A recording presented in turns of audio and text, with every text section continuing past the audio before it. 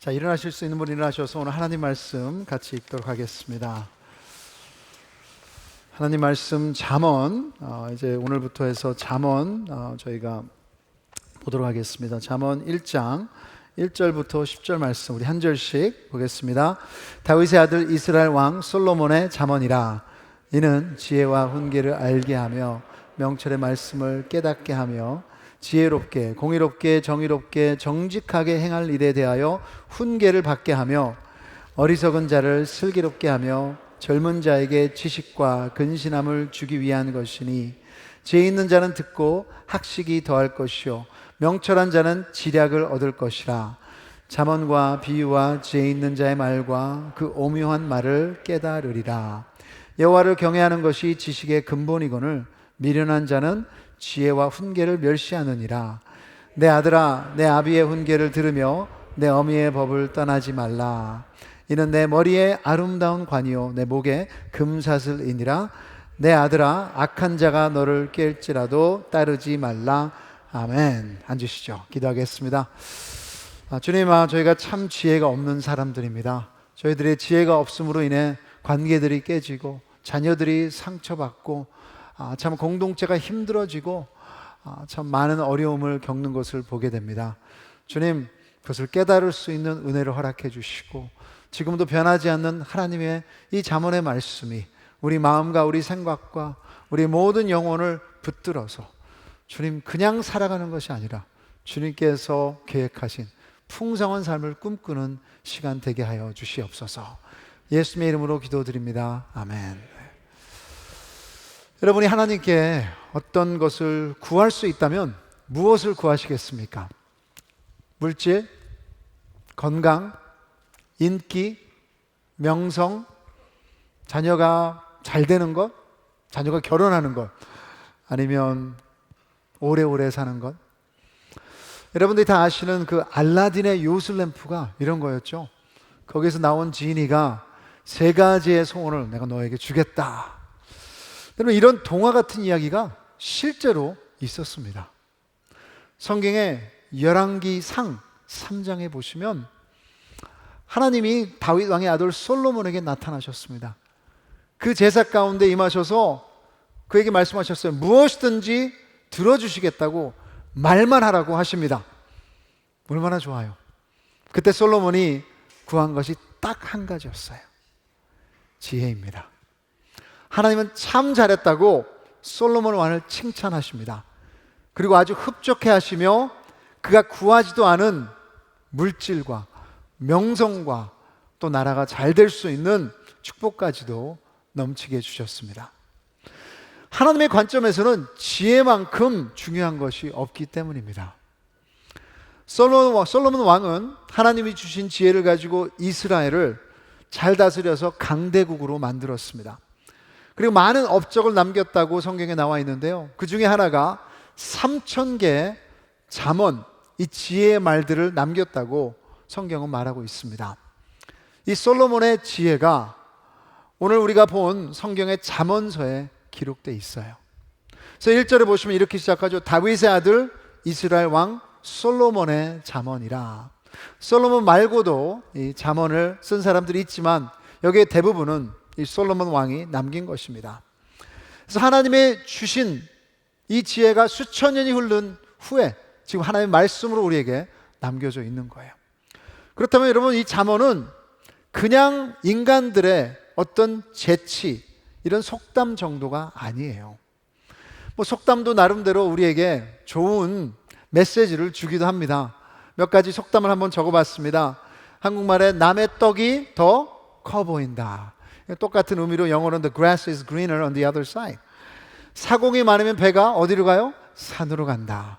Too many cooks spoil the broth. 똑같은 의미죠.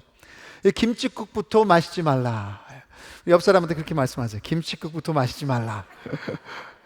Don't count your chickens before they hatch. 똑같은, 너무 성급하게 단정하지 말라, 이런 의미인데 참 좋아요. 근데 여러분, 잠언은 그냥 인간의 재치를 찾는 것이 아니고 하늘의 지혜를 구하는 것입니다. 그래서 야고보서 3장 17절 18절에 이렇게 말하고 있어요. 오직 위로부터 난 지혜는 지금 땅의 지혜와 다르게 구별하는 것입니다. 그 위로부터 난 지혜는 첫째 성결하고, 다음에 화평하고, 관용하고, 양순하며 긍휼과 선한 열매가 가득하고 편견과 거짓이 없나니 화평하게 하는 자들은 화평으로 심어 의의 열매를 거두느니라. 이것은 그냥 착하게 사는 정도를 얘기하는 것이 아닙니다. 그럼 내가 아무리 착하게 산다고 해서 착하게 살 수 있는 것도 아니에요. 여기 말하는 것은 열매 맺는 풍성한 삶을 보여주는 것이고, 무엇보다 하나님의 사람답게 사는 비결이 그냥 땅의 지혜가 아니라 하늘의 지혜에서 온다는 것을 말하고 있는 것입니다. 그래서 이번 여름 동안에 오늘을 살아가는 영원한 지혜, 이 수천 년 전에 쓰여진 이 지혜가 하나님의 말씀을 우리가 받으면서 2달에 걸쳐서 이 잠언서를 보기를 원합니다. 잠언은 31장이 있습니다. 그래서 어떻게 보면 매일 한 장씩 읽으면 여러분이 잠언을 통독하실 수가 있어요. 그래서 오늘 같으면 7월 11일이니까 11장을 읽으시면 되는 것입니다. 가정에서 함께 읽으시면 좋을 것 같고요. 그리고 이것을 큐티 자료로 원하신다면 이 잠언서의 큐티 그런 책 가이드가 여러 개 있습니다. 그래서 저희 가정에서도 2021년도에는 팀 켈러 목사님이 쓰신 Proverbs, 이게 한국말로 되어 있는지 모르겠지만 이 잠언서의 큐티 가이드를 함께 자녀들과 보고 있습니다. 제가 매일마다 또 카톡에다 올리기도 하고 저희가 함께 예배 드릴 때는 그 가이드를 읽기도 합니다. 그래서 이번 2달 동안에 여러분이 잠언을 적어도 2번을 읽으셨으면 좋겠어요. 몇 번요? 2번. 그러니까 매일마다 읽으시면 2번 읽게 되는 것입니다. 그래서 읽으시면서 몇 가지 질문을 하시면 좋을 것 같습니다. 이 잠언은 하나님의 말씀이기 때문에 하나님에 대해서 얘기하고 있습니다. 그래서 잠언을 읽으시면서 하나님이 누구인가 질문하셔야 돼요. 그 진리에는 항상 그분의 속성이 담겨져 있습니다. 더 나아가서 여러분 마음에 끌리는 주제를 파악하시면서 좀 공부를 했으면 좋겠어요. 어떤 주제를 얘기할 때 한 구절만 얘기하는 게 아닙니다. 여러 구절 잠언에 나옵니다. 근데 이게 다 관점이 달라요. 여러 모양으로 이 진리에 대해서 얘기하기 때문에 그것을 좀 고민했으면 좋겠고요.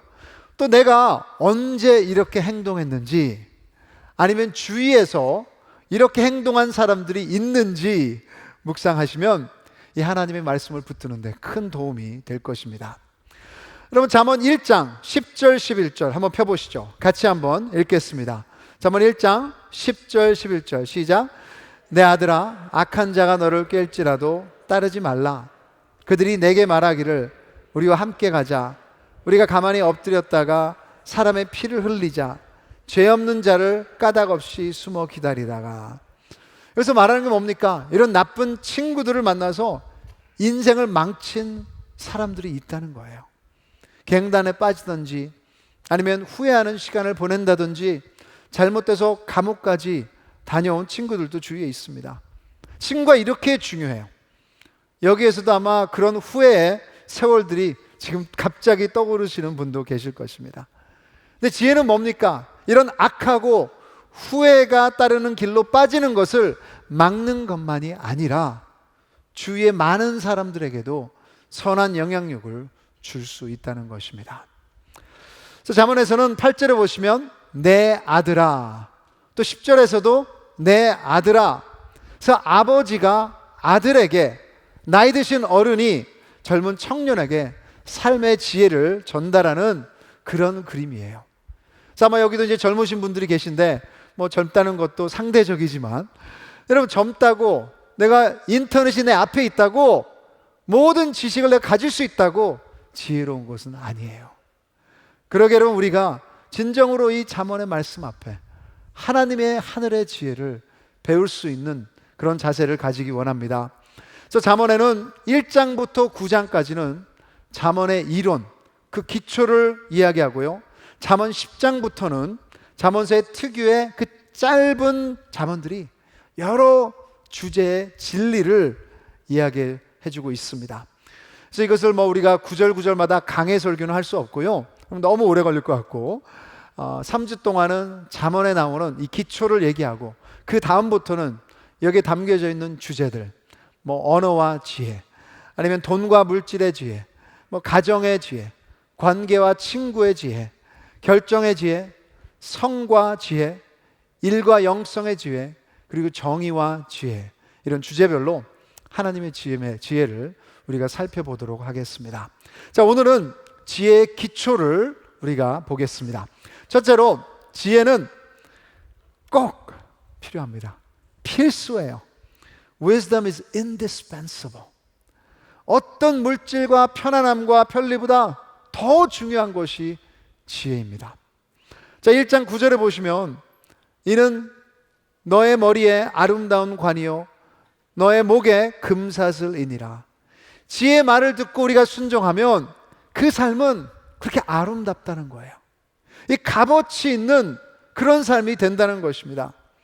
지혜는 생명과도 같은 것입니다. 1장 33절에 오직 내 말을 듣는 자는 평안히 살며 재앙의 두려움이 없이 안전하리라. 누구의 말이요? 지혜의 말을 듣는 자. 지혜가 있으면 진짜 생명이 있다는 것입니다.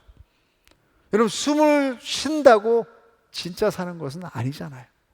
우리 스키드로드 가보셔도, 다운타운에 가보셔도 숨은 쉬고 있지만 그게 진짜 삶인가? 우리 자녀들에게 저렇게 살라고 말하는 부모님들은 없을 것입니다. 지혜로운 것은 그냥 숨만 쉬는 것이 아니라 풍성한 삶이에요. 열매 맺기 위해서는 이 지혜 꼭 필요합니다. 자, 8장 10절 펴보시죠. 잠언 8장 10절에 10절과 11절 같이 한번 읽어보겠습니다. 시작. 너희가 은을 받지 말고 나의 훈계를 받으며 정금보다 지식을 얻으라. 대저 지혜는 진주보다 나음으로 원하는 모든 것을 이에 비교할 수 없음이니라. 아멘. 여자분들 진주보다 지혜를 원하세요? 오케이. 지혜로운 여인들이 많습니다. 좋습니다. 여기 메시지 분명해요. 재물보다 더 소중한 것이 지혜예요. 세상에서 말하는 어떤 값어치 나간다는 그 물건보다 더 소중한 것이 지혜라고 얘기하고 있습니다. 그리고 지혜는 상황을 막론하고 얻을 수 있는 복이고요, 무엇보다 지혜는 진짜 그렇게 인간들이 쫓는 행복, 풍성함으로 인도하는 비밀인 것입니다.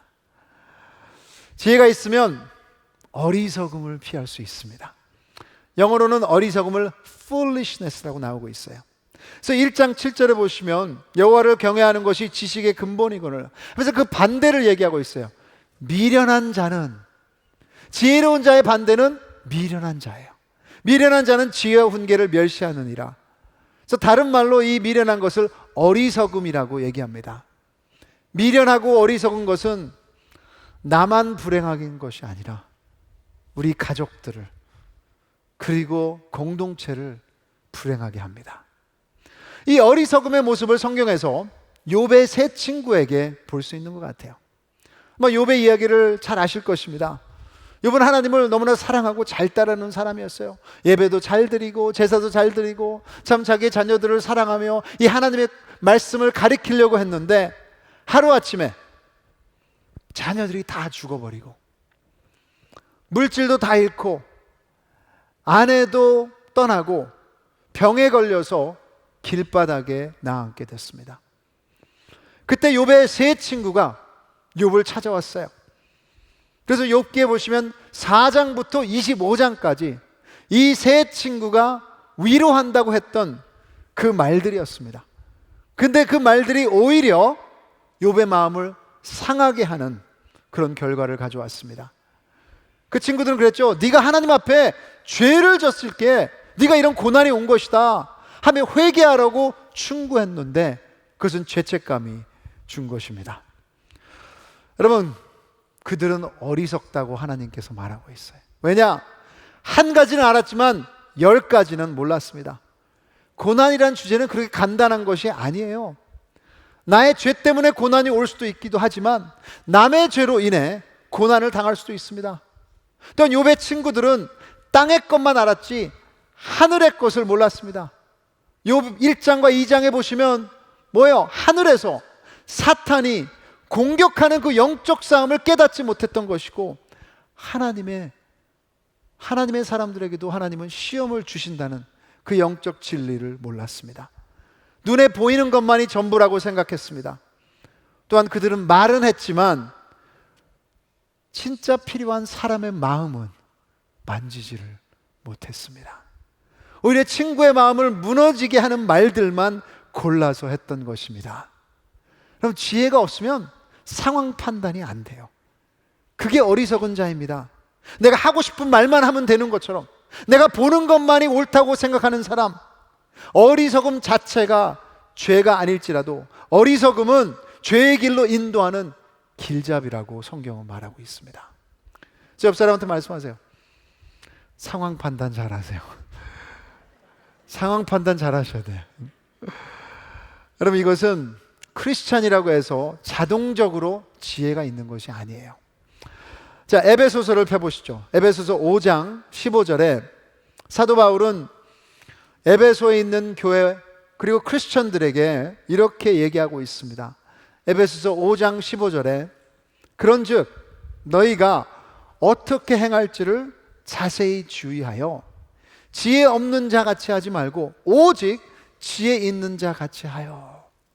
그 다음에 뭐라 그러냐면 세월을 그래야 아끼고 그리고 성령 충만하라고 명령하고 있습니다. 그럼 성령 충만, 우리가 다 원하는 것이죠. 우리가 찬양했죠. 근데 그 성령 충만이 어디에서 먼저 시작됩니까? 지혜 있는 삶. 이 세상에서 지혜가 없다는 것은 전쟁터에서 무기가 없는 군인과 같습니다. 이 하나님이 원하시는 삶 가운데 지혜는 꼭 필수입니다. 지혜 없이 크리스천 삶을 살아가지 마십시오.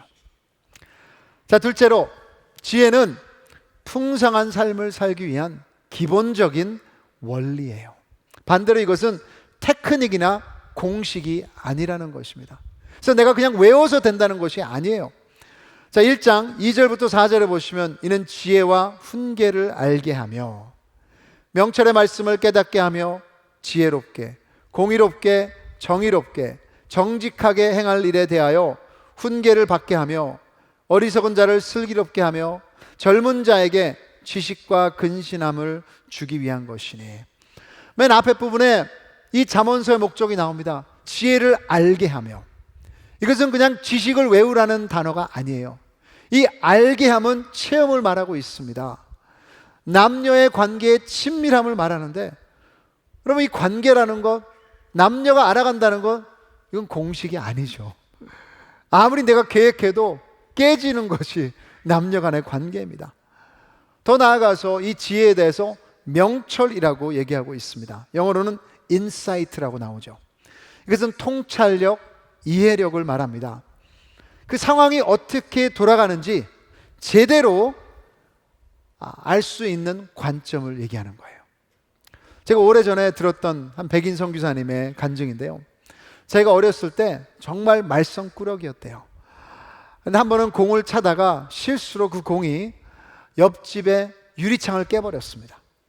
그때 이웃집 아저씨가 아버지에게 와가지고 노발대발하면서 우리 그 학생이, 그 자녀가, 아들이 일부러 돌을 던져 유리창을 깼다고, 정말 나쁜 아이라고 막 그렇게 고발하니까 그때 아버지가 자기 편을, 아들 편을 들어주며 이웃집 아저씨에게 화를 내는 모습을 보며 자신을 믿어준 아버지가 고마워서 말썽꾸러기였던 그가 건강한 자존감을 갖게 되고 지금까지도 아버지와 관계가 너무나도 좋다고 고백했었습니다.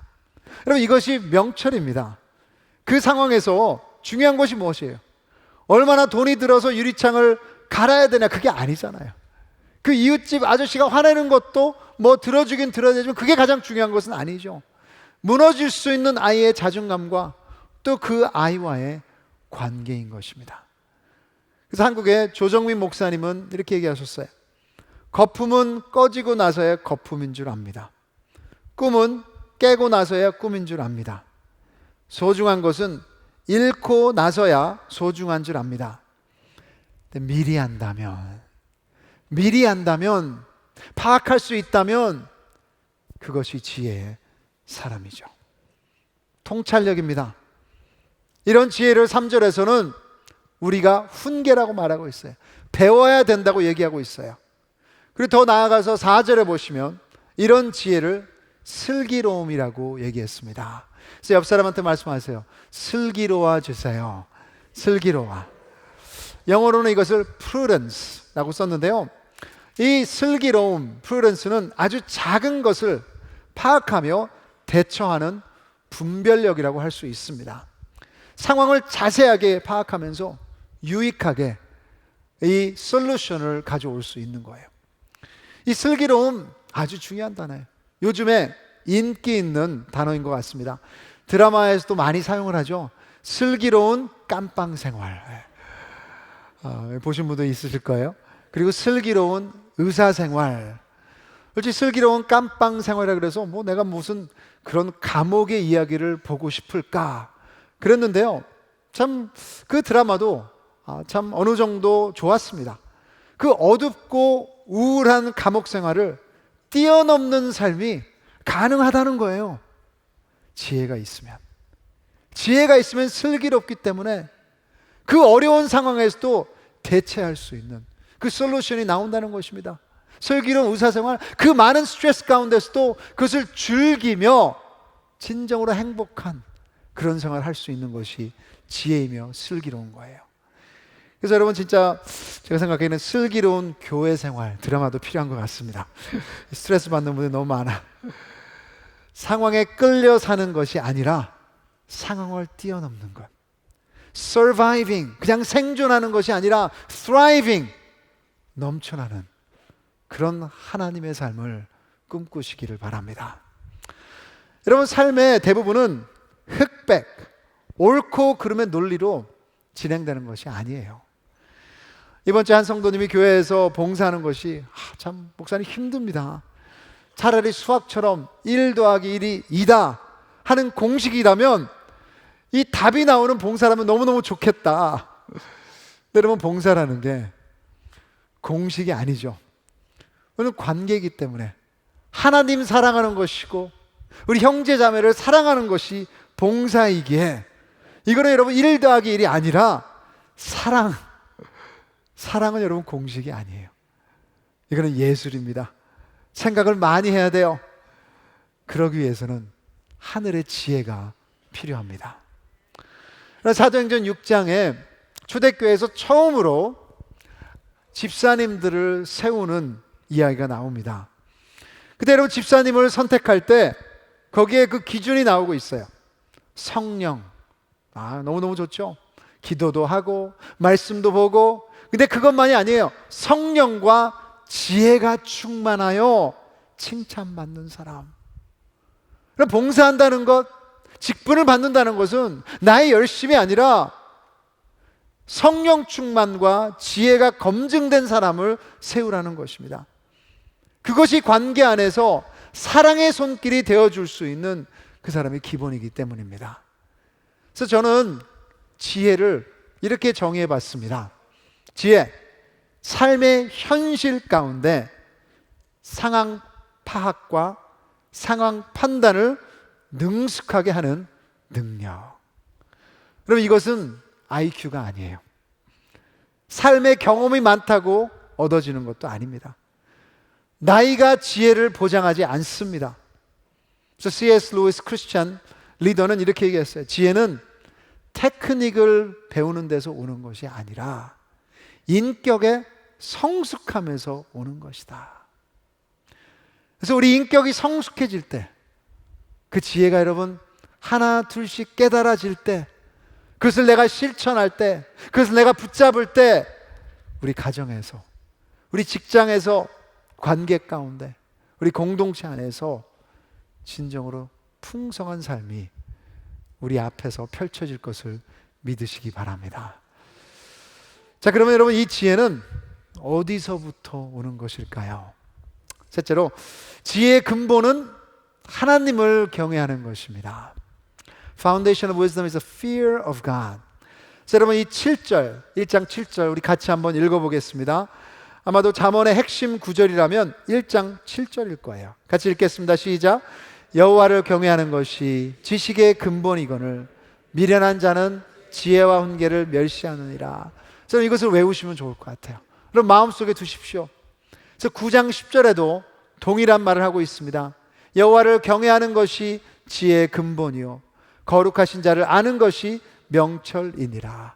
이 잠언에는 이 fear of God, 하나님을 경외하라는 그 말이 적어도 18번 나오고 있습니다. 이 하나님을 경외한다, fear of God, 영어로는 이 하나님을 두려워한다. 그럼 이것은 무엇입니까? 우리 인간은 참 많은 것을 두려워합니다. 여기서 옆에서 만약 질문하시면 다 많은 답들이 나올 거예요. 뭐 지진을 두려워하시는 분도 계실 것이고, 고소공포증이 있을 것이고, 무슨 뭐 뱀이나 아니면 검이나 이 어두움 등등. 이런 두렵다는 것은 나에게 만만치 않다는 것입니다. 그것이 나를 지배하고 있다는 것이에요. 그래서 하나님을 두려워한다는 것은 우리 두 가지 의미로 볼 수 있습니다. 하나는 하나님의 능력을 인정하는 것이 지혜를 얻는 시작입니다. 그리고 그것이 두렵다면 그것이 나를 지배하고 있어요. 그 능력에 내가 수그리는 거예요. 하나님은 인자하시고 자비로우시지만 당장이라도 여러분 우리를 죽이실 수 있는 분이세요. 저주를 내리실 수 있는 분이십니다. 그분의 거룩한 능력은 내가 친구처럼 그냥 여길 수 있는 분이 아니에요. 무시무시합니다. 우리 인간의 능력 밖에 계신 분이 그 거룩하신 분이에요. 지혜라는 것은 그것을 인정하는 것입니다. 하나님의 주권을. 더 나아가서 하나님 삶의 중심에 두는 것이 하나님을 경외하는 거예요. 무엇인가 두렵다면 그것이 우리 생각과 마음을 차지하고 있는 거예요. 내 중심에 있는 거예요. 근데 여러분, 하나님이 두렵다면, 하나님을 경외한다면 도망가는 것이 아니에요. 그분의 말씀이 내 삶의 중심이 되는 것입니다. 그분과의 관계가 나의 기준이에요. 나의 잣대예요. 내가 서 있는 반석이고 내가 붙잡는 기둥이 되는 것입니다. 이것이 여호와를 경외하는 것이고 바로 지혜입니다. 왜냐하면 세상의 다른 모든 것들은 여러분 창조된 것들이고 사라지는 것들이에요. 우리 삶의 중심에 둔다면, 우리 마음의 중심에 둔다면 여러분 분명히 후회하게 되실 것이고 어리석음의 시작일 것입니다. 내 중심으로 이 세상을 사는 것은 창조자 하나님과의 시간에서 여러분 가장 큰 후회로 남을 것입니다. 지혜의 근본은 내가 아니에요, 여러분. 우리의 중심을 파격적으로 하나님에게 맞출 때 하늘의 지혜가 우리에게 임할 줄 믿으시기 바랍니다. 자, 마지막으로 여러분, 지혜의 원천은 예수님과의 관계 안에 있기 때문에 그분을 만나셔야 돼요. 그래서 옆 사람한테 간절히 얘기하세요. 그분을 만나십시오. 그분을 만나셔야 돼. 한 번이 아니라, 두 번이 아니라 매일마다. 매일마다. 여러분 1장 20절에 지혜가 길거리에서 부르며 광장에서 소리를 높이며, 이 잠언서의 특징 중에 하나가 지혜가 인간의 모습으로 나옵니다. 그래서 8장 펴보시죠. 잠언 8장 1절부터 4절을 보시면 지혜를 이렇게 표현하고 있습니다. 지혜가 부르지 아니하느냐? 명철이 소리를 높이지 아니하느냐? 그가 길가의 높은 곳과 내 거리에 서며 성문 곁과 문어기와 여러 출입하는 문에서 불러 이르되 사람들아 내가 너희를 부르며 내가 인자들에게 소리를 높이노라. 이런 그림이 그려지세요. 지금 학자들은 지혜의 여인이라고 말합니다. Lady Wisdom. 사거리에서 소리를 높이는 거예요. 제발 어리석은 자들아, 지혜를 얻기 원하냐? 나에게로 와라. 답이 있다. 비밀이 있다. 내가 가지고 있다. 나를 만나라. 그럼 우리에게도 소리치고 있습니다. 그럼 무협지나 이 무술, 이 쿵푸 영화를 보시면 이 무술을 배울 때 혼자 독학해서 터득하는 경우는 거의 없습니다. 이 주인공들은 이 무술이나 기술을 배울 때 꼭 누구를 만나요. 이 술주정뱅이를 만나든지 아니면 그냥 페인처럼 보이는 홈레스 같은 사람을 만나는데 나중에 알고 보니까 그 사람이 고수야. 완전 마스터예요. 그래서 그분을 사부라고 부르고, 그래서 그 다음부터는 무술을 배우게 되면서 나중에 복수까지 하는 거죠. 여러분, 지혜도 내가 혼자 터득하는 것이 아닙니다. 지혜에 고수가 있습니다. 고린도전서 1장 24절에 이렇게 얘기하고 있어요. 오직 부르심을 받는 자들에게는 유대인이나 헬레인이나 그리스도는 하나님의 능력이요 하나님의 지혜니라. 부르심을 받은 자, 크리스천들에게 여러분, 예수님은 그냥 구원자만이 아니세요. 그분이 진정한 세상 뛰어넘는 하늘의 지혜인 줄 믿습니다. 그래서 골로새서 2장 3절에 그 안에는, 그 예수님 안에는 지혜와 지식의 모든 보화가 감추어져 있느니라. 예수님 안에는 세상이 감당할 수 없는 지혜, 영적인 지혜, 영원한 지혜, 우리를 살리는 지혜가 있습니다. 그 예수님이 지혜의 마스터이십니다. 그래서 그분을 매일마다 우리 생각 가운데, 우리 마음 가운데, 우리의 문제 가운데, 우리의 삶 가운데 만나시기를 주님의 이름으로 축원합니다. 여러분, 이제 찬양팀 올라올 텐데요, 잠언을 쓴 사람이 솔로몬 왕이라고 제가 말씀드렸습니다. 그 참 이 대단한 잠언을 남겼고, 이 전도서도, 그리고 Song of Songs, 그래서 이 몇 가지를 다 솔로몬이 썼는데 그의 최후는 비참했습니다. 자신이 그렇게 지혜를 가르쳤지만 실천하지 못했습니다. 하지만 솔로몬보다 더 큰 자가 예수님이신데, 예수님은 이 모든 지혜를 가르치신 것만이 아니라 이 모든 지혜를 살아내셨습니다. 그리고 가장 이 위대한 지혜를 통해 우리를 살리신 것입니다. 그래서 여러분, 이 지혜의 마스터이신 그 예수님을 우리가 따른다면 그분과의 관계 안에서 우리 하늘의 지혜를 순간순간마다 공급받을 수 있는 것이 크리스찬의 삶이에요. 지금 무엇을 고민하십니까? 어떤 결정을 내리셔야 합니까? 어떤 의심과 어떤 질문들이 우리를 괴롭게 하는 것입니까? 그럼 다른 곳에서 그 답을 찾지 마시고 하늘의 지혜를 우리 예수님 안에서 구하시는 우리들 되기를 바랍니다. 그래서 지혜의 마스터이신 그 예수님, 그분만을 사랑하며 우리의 것을 내려놓고 그분 안에 안식하며 그분의 지혜를 통해 그분을 따르며 진정으로 슬기로운 크리스찬의 생활이 우리 안에 남기를 주님으로 축복합니다. 같이 일어나셔서 이 예수님, 아름다우신 예수님, 위대하신 예수님, 모든 보화가 담겨있는 예수님, 그분을 같이 우리 찬양하며 나가겠습니다.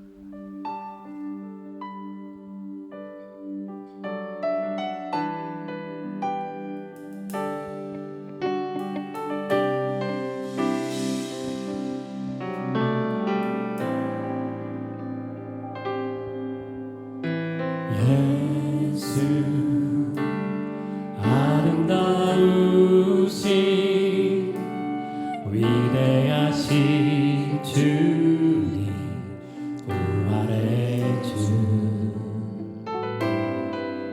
어린 양 거룩과 공의, 새벽별 같은 나의 구주, 모든 하늘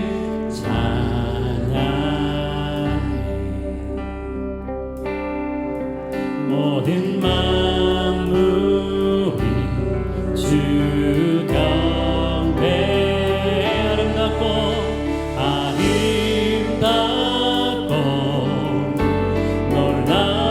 놀라우신 모든 이름보다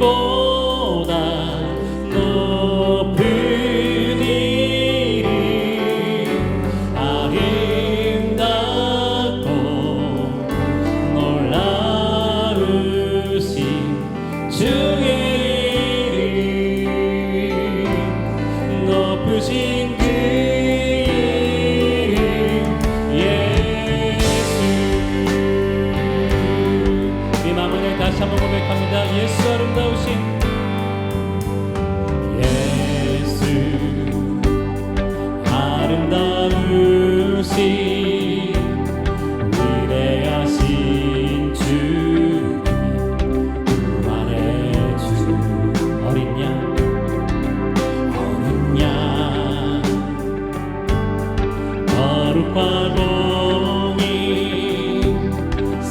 새벽별 같은 나의 부르심 모든 하늘 찬양 모든 만물도 모든 만물이 주 경배해 아름답고 놀라우신 모든 이름보다 높은 이름 아름답고 놀라우신 주의 이름 높으신 그 이름 예수 우리의 마음을 다해 고백합니다. 영원히 주님만을 찬양합니다. 영원히 주 찬양 주 사랑해요 주 사랑해요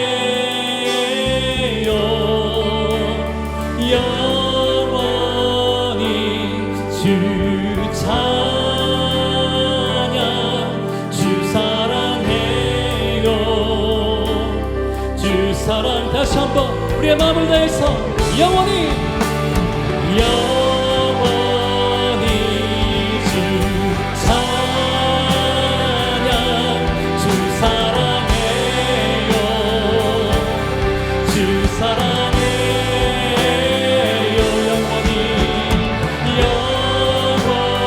영원히 주 찬양 주 사랑해요 주 사랑해요 아름답고 아름답고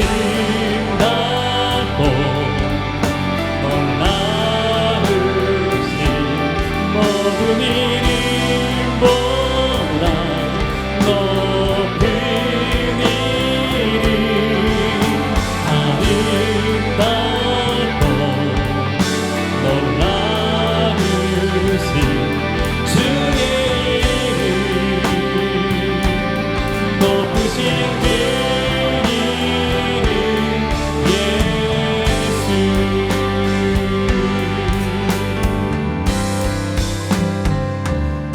자, 우리 같이 한번 기도했으면 좋겠습니다. 여러분, 모든 지혜가, 모든 보화가 그 예수님 안에 있는데, 여러분, 그분을 가지는 것은 우리 안에 지혜가 없다는 것을 인정하는 데서 시작하는 것입니다. 여러분, 우리 어리석음 때문에 얼마나 많은 사람이 피해를 입었습니까? 얼마나 우리 자녀들을 괴롭게 했습니까? 우리 공동체를 힘들게 했습니까? 우리의 어리석음 때문에 관계가 깨졌습니까? 여러분, 이렇게 해서 죽음을 맞이할 수는 없잖아요. 이런 후회를 가지고 죽음을 맞이할 수 없습니다. 그래서 여러분, 이 시간 같이 한번 주님 앞에 회개하시면, 주님, 지혜를 주시옵소서. 나는 부족한 사람이다. 나는 어리석은 사람이다. 예수 그리스도가 계시니 그분의 지혜를 가지고 진정으로 풍성한 삶을 누릴 수 있도록 도와주시옵소서. 간절히 기도하며 나가겠습니다. 기도하시겠습니다. 하나님 아버지, 시간 주님 앞에 나옵니다. 아버지 하나님이시 우리가 어리석은 사람들입니다. 주님, 나의 저 어리석음 때문에 얼마나 저 아버지 하나님이시 내가 힘들었고 남들을 힘들게 했고 아버지 하나님의 공동체가 어렵게 됐던 적도 많이 있었습니다. 주님, 용서하여 주시옵소서. 아버지, 이대로 저 아버지 어리석음 때문에 아버지 그냥 이 저 아버지 참 힘든 삶을 아버지 하나님 이 저주의 삶을 봅니다. 절대로 안 됩니다. 아버지, 우리 한 사람 한 사람 이 주 아버지 예수 그리스도 저 사랑하게 해주시고 이분만을 붙들게 해주시고 다시 한번 우리의 저 아버지 어리석음을 인정하며 주님 앞에 회개하며 그 주님의 지혜를 받을 수 있도록 우리 자신을 거부할 수 있는, 우리 자신을 부인할 수 있는 주 아버지 저희들 되게 하여 주시옵소서. 주님, 이대로 삶을 마감하지 않게 해주시고 진정으로 주 아버지의 풍성한 삶을 맛볼 수 있는 주 아버지 부모님들, 우리 자녀들 아버지 주님의 크리스찬 될 수 있도록 도와주시옵소서. 감사합니다. 아버지 하나님. 하나님 아버지, 참으로 우리의 삶이 어리석은 부분이 많았습니다. 우리의 어리석음 때문에 관계들이 많이 힘들어졌고 참 시간을 낭비했고 가족들을 어렵게 했고 우리 자신도 주님이 원하셨던 삶을 살지 못함을 다시 한번 고백합니다. 주 용서하여 주시옵소서. 나의 어리석음으로 인해서 분노했었고 시기했었고 용서하지 못했었고 우울했었고 마음이 무너져 버렸었습니다. 그러나 주님, 이런 삶이 아니라 예수 그리스도가 우리를 위해 죽으시고 우리를 위해 완전히 사셨는데 그 주님께서 주시는 풍성한 삶을 살기를 원합니다. 주님, 이 상태에 만족하지 않게 해 주시고 지금 풀어야 될 문제들이 우리 앞에 놓여 있습니다. 결정해야 될 것들이 있습니다. 주님, 세상이 내가 생각했던 대로 내 경험대로 결정하는 것이 아니라 이제 하늘의 지혜를 구하는 주님의 백성 될 수 있도록 도와주시옵소서. 주님, 예수 그리스도 말고 우리 중심에 둬서 우리 삶이 어려워진 것들이 있습니다. 물질이었고 다른 사람이었고 세상의 성공이었고 사라지는 것들이었습니다. 오늘 이 시간 주님 앞에 우리 자신을 부인하며 오직 예수 그리스도만을 붙잡기를 원하오니 오셔서 채워주시고 진정으로 이 지혜가 깨달음이 될 수 있도록 성령 충만함을 허락하여 주시옵소서. 오늘도 주님, 주님으로 채워졌으니 주님이 우리의 주인입니다.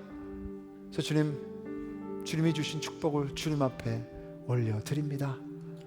우리 물질 받아주시고 우리의 시간 받아주시고 우리 목숨까지도 주님 받아주셔서 진정으로 하나님의 영광만이 드러나는 한 주 될 수 있도록 인도하여 주시옵소서.